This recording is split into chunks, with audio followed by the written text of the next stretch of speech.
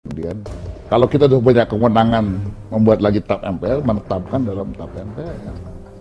Gitu.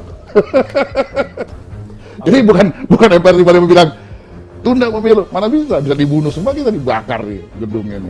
Enak aja melanggar aturan. Fiscal Sustainability Report, LFTS Report, yang mempertimbangkan skenario kebijakan fiskal yang akan diambil dan indikator yang akan dimonitor. Namun terdapat beberapa hal yang perlu mendapat perhatian sebagai berikut. A.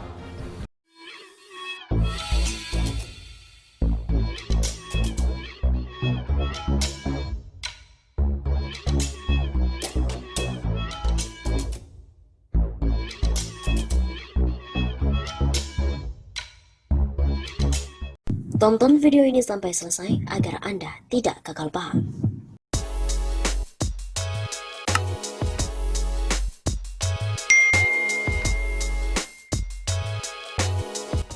Jokowi tumbang karena ulah menteri-menterinya. Risma Menteri Sosial yang emosional, wek-wek kemana-mana, memimpin dengan manajemen marah-marah sehingga menimbulkan kritik tajam. Tak pantas menjadi Menteri Sosial dengan modal jiwa asosial. Akting sinetron sapu-sapu bagi modal teladan jadi bahan tertawaan. Malah menjadi pertanyaan akan kondisi kesehatannya. Yakut, Menteri Agama terus bikin gaduh kepada umat beragama. Beragama Islam, tetapi mengganggu ketenangan umat Islam.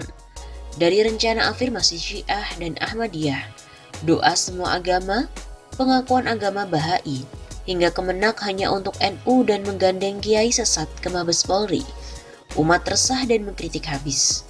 Menteri Agama tak paham bagaimana mengayomi umat beragama. Premanisme dibawa ke ruang kementerian. Nadiem Makarim, pengusaha ojek online yang dikatrol jadi Menteri Pendidikan, ternyata tidak menunjukkan kualitas menteri terdidik. Dunia akademik diacak-acak tanpa makna kampus merdeka. Liberalisasi dengan membuat roadmap menjauhi agama, dan terakhir membuat aturan yang membuka peluang seks bebas dan proteksi LGBT di perguruan tinggi. Nadiem menjadi Menteri Pendidikan yang dipaksakan untuk memenuhi mau-maunya Jokowi. Awal dianggap banyak potensi, namun prakteknya impotensi. Dunia pendidikan nampaknya bukan bidangnya. Bobot akademis juga tidak menunjang. Menteri BUMN Erick Thohir, pengusaha yang membangkrutkan banyak BUMN. Karya BUMN dijual-jual meski atas nama pemerintah. Negara dijadikan lapak usaha. Terendus usaha pribadi masuk di kementerian yang dipimpinnya. Meski dibantah, namun rakyat tidak percaya. Di era pandemi yang menyengsarakan rakyat, sempat-sempatnya mencari keuntungan berbisnis kesehatan. Konon bersama menteri lain, Luhut Binsar Panjaitan. Nah, Luhut lebih ini seru dan juga lebih parah. Dia juga menteri yang payah. Menteri segala menteri ini diduga orang terkuat di belakang presiden. Bejibun jabatan dipercayakan padanya. Bagai telah menerima super semar untuk menjalankan roda pemerintahan. Menko Investasi berujung jeblok investasi. Menko Maritim membentangkan jalur maritim buat negeri lain. Menko Cina Indonesia yang menjadi komandan penanganan pandemi ini dituduh masuk ke bisnis pandemi. Menteri yang sekaligus pengusaha memang dekat-dekat dengan bisnis haram berbasis KKN. Hampir semua Menteri Jokowi tidak berprestasi, bahkan bermasalah. Menteri Keuangan menjadi Menteri Perhutangan. Menteri Perdagangan menjadi Menteri Pengimporan. Menteri Mendes PDDT tidak menyejahterakan desa, malah diduga jual beli jabatan Kemendes. Jokowi salah memilih atau memang tidak bisa memilih? Oligarki faktanya menjadi pengendali dari kekuasaan. Desakan rakyat agar menteri mundur atau dimundurkan mesti disikapi oleh presiden. Presiden harus bermusyawarah dengan oligarkinya yang dipastikan susah ataupun serba salah. Menteri mundur berefek domino, menteri dimundurkan memunculkan perlawanan. Gonjang-ganjing di kabinet Jokowi akan semakin kuat. Memang yang terbaik sebagai solusi adalah presiden yang mundur, sehingga dapat ditata secara menyeluruh pemerintahannya. Kembali ke realnya yang telah jauh melenceng. Jokowi bertahan hanya melanggengkan kebangkrutan, korupsi, bahkan penggerusan ideologi dan konstitusi. Ulah para menteri membuka peluang kepada Jokowi untuk lebih cepat tumbang. Jalan semakin terseok-seok dan berat bertahan hingga akhir masa jabatan.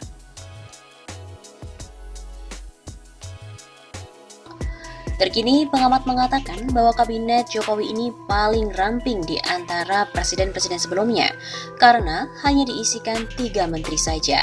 Siapakah mereka? Kebijakan yang diambil oleh Menko Marves, Luhut Binsar Panjaitan, sering mendapatkan sorotan. Beberapa pekan lalu, LBP, Luhut Binsar Panjaitan dijuluki sebagai Menteri Segala Urusan karena beberapa kali ditunjuk oleh Presiden Jokowi untuk mengemban berbagai tugas. LBP juga pernah merangkap jabatan sebagai Menteri Kelautan dan Perikanan atau KKP pasca Edi Prabowo tersandung korupsi. Kemudian dia juga mengisi posisi sementara Menteri Perhubungan Budi Karya yang terinfeksi COVID-19. Terakhir lagi, Presiden Jokowi menunjuk LBP menjadi Ketua Dewan Pengarah Penyelamatan 15 Danau Prioritas Nasional. Keputusan ini dikeluarkan oleh Jokowi pada 22 Juni 2021 melalui Peraturan Presiden Nomor 60 Tahun 2021 tentang penyelamatan danau prioritas nasional. Hal ini yang membuat dia kerap disorot oleh banyak pihak. Ada yang menyindir LBP sebagai Perdana Menteri dan kemudian dijuluki Lord Luhut. Kemudian tokoh yang paling sering menyorot LBP adalah salah satunya Roky Gerung. Melalui akun Instagramnya yang diunggah pada Minggu 16 Agustus 2021 yang lalu, Roky Gerung menyindir kabinet Jokowi paling ramping. Ia mengatakan bahwa kabinet era Jokowi paling ramping karena diisi oleh 3 menteri saja, tapi kerjanya pun maksimal. Ketiga menteri itu menurut Roky adalah Luhut, Binsar, dan juga Panjaitan. Kabinet paling ramping di era Jokowi cuma ada 3 menteri tapi kerja maksimal. 1 Luhut, 2 Binsar, 3 Panjaitan. Tulis Roky Gerung dengan emot acungan jempol dalam akun @RokyGerungOfficial.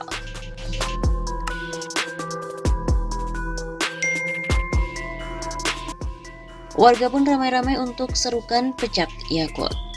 Menteri Agama Yakut Holil Qomas dinilai telah memecah belah umat dengan pernyataannya yang mengklaim Kementerian Agama merupakan hadiah untuk NU, bukan untuk umat Islam secara umum.